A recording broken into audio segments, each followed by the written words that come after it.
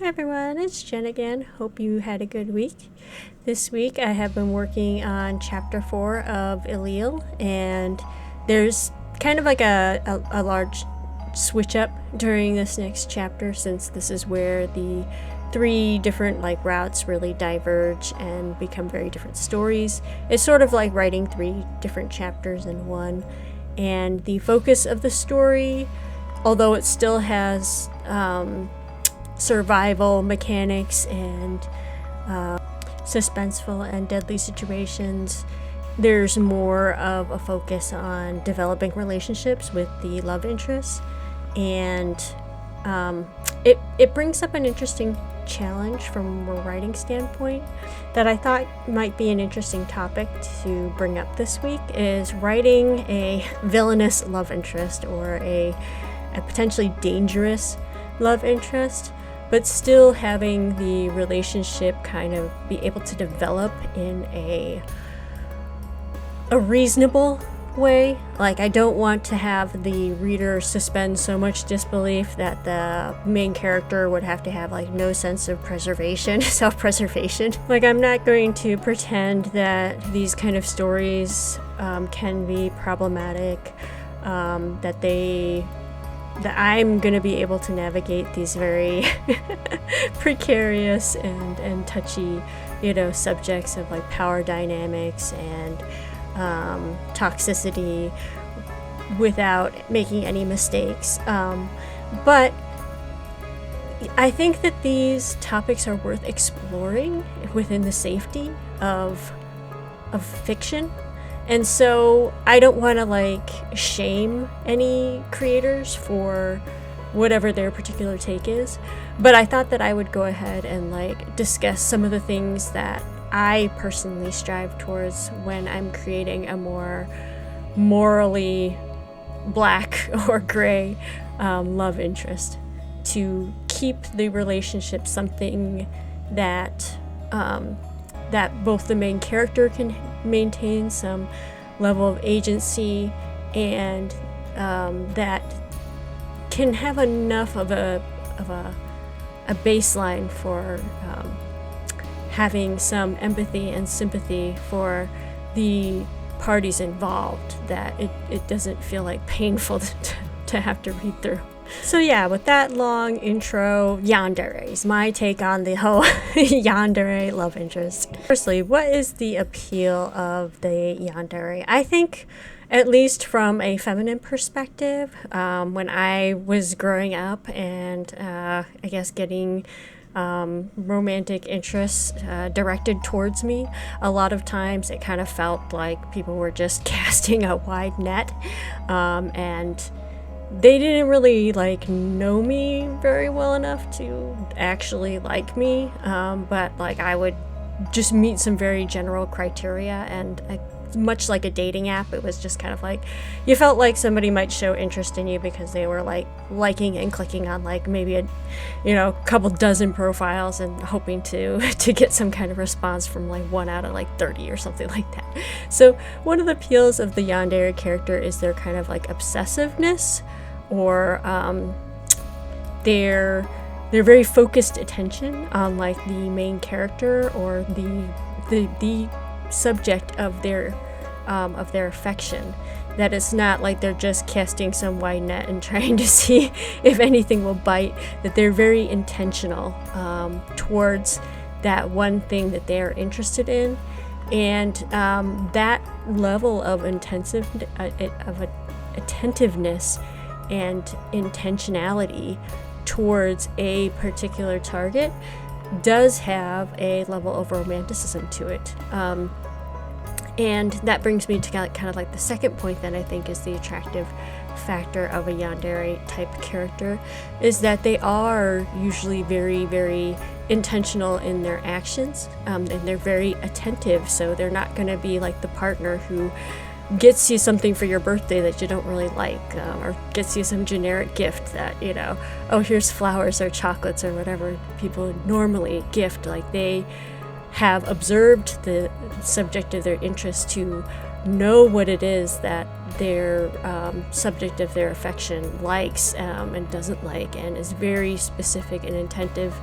and intentional in their shows of affection. So I think that those are some of the traits to like really play up to make them more like attractive. Because although they might be taking this hyper focus to a level that is unhealthy or even dangerous, it still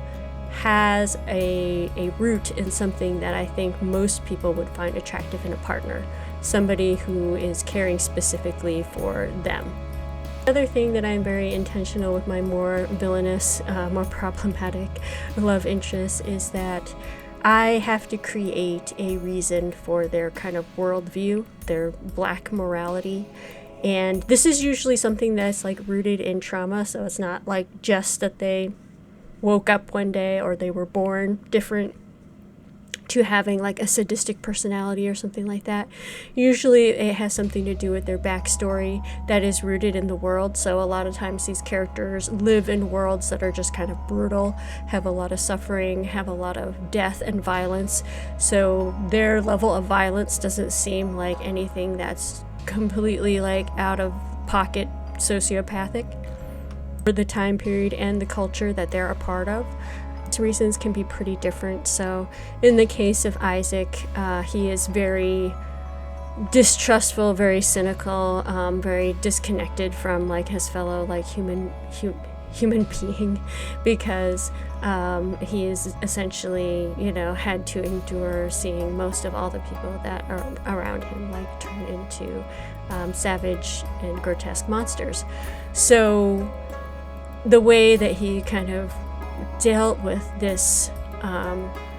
this part of his life is just kind of seeing everybody in through that lens, you know, that we're all kind of like have some type of external, you know, skin, but inside we're all just kind of gross and disgusting and messy. So what is it if he also, you know, has like this brutal kind of like savage monstrous side? You know, we're all kind of like monsters inside. Given the state of the world that he lives in, you wouldn't have to be completely crazy to come to this conclusion. Brings me to another narrative tool that I use. I believe there was some type of a saying that like good people can do terrible things in the name of like religion or like dogma. So that would be one of the other ways that the other love interests who are more maybe compassionate and empathetic than Isaac can have a more brutal and violent side to them. In Simon's case, it's in the name of like science and saving the human race, and I just think that he's being very logical and pragmatic versus Anthony, whose beliefs are more rooted in like spirituality. Last thing that I try to consider when it comes to creating these types of characters that can be very problematic is having some type of power balancing within the relationship, which most of the time comes in the form of the intimacy that most of these love interests I tend to give the main character more of the power of consent, and it is more the love interest who becomes vulnerable and I guess sort of offers themselves to the main character, but the main character is the one who will be more the more domineering or aggressor in the actual like intimacy aspect of the relationship, with the love interest really kind of catering towards gaining their affection and maintaining their affection and approval. So that is kind of how they, the main character can reclaim some of that like power within their relationship and not just be a complete like, you know, at the whim of the love interest who might have taken a lot of the initiative in the situation that brought the two characters together, but then they are relinquishing that power and control when it comes to actually forming the intimate aspect of their bond, and they are leaving themselves to be vulnerable to rejection and towards even potentially being bullied by the main character in the case of Allele. I don't want to get into too much spoiler territory, but I don't think that it's too much to say that the main character in Allele is somewhat of like a proto-vampire. They are the source, the original, so to speak, and they will be the ones to instigate biting any of the love interests. And to me, that was an important symbolic way of the protagonist being able to kind of like reclaim their own sense of agency and self-preservation and somewhat take back a bit of like all of these outside characters that are basically wanting to have the main character for themselves for their own reasons, again associated with whether it be like trauma or dogma or religious spiritual belief. They see the main character as being like an certain embodiment of fulfillment, and this would be one way that the protagonist can sort of like reclaim, what it is within themselves, that energy that is the other characters are looking to possess, that they can kind of take back for themselves in a symbolic way within the relationship, is sort of represented by this exchange of blood or biting of the other characters. So that is my take anyways. Whether or not I am successful in creating compelling characters and a compelling relationship development, I'll let the readers be able to decide. Oh, I did forget to also mention that I can't write this type of material in like a super short format because I do have to have room for the love interest to grow, and I won't say necessarily like completely redeem themselves, but they do have to show some signs of growth and maturity from learning to be vulnerable and to be more selfless for the sake of the main character. I would love to hear what other people's opinions are about the subject matter, and if you like Yandere characters, why? What are your main thoughts around it? And if you don't like these types of characters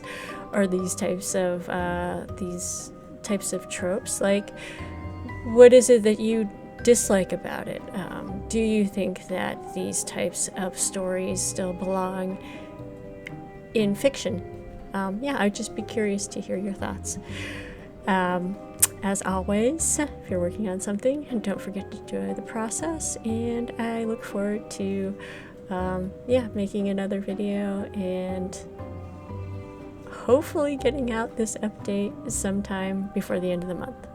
Take care. Bye-bye.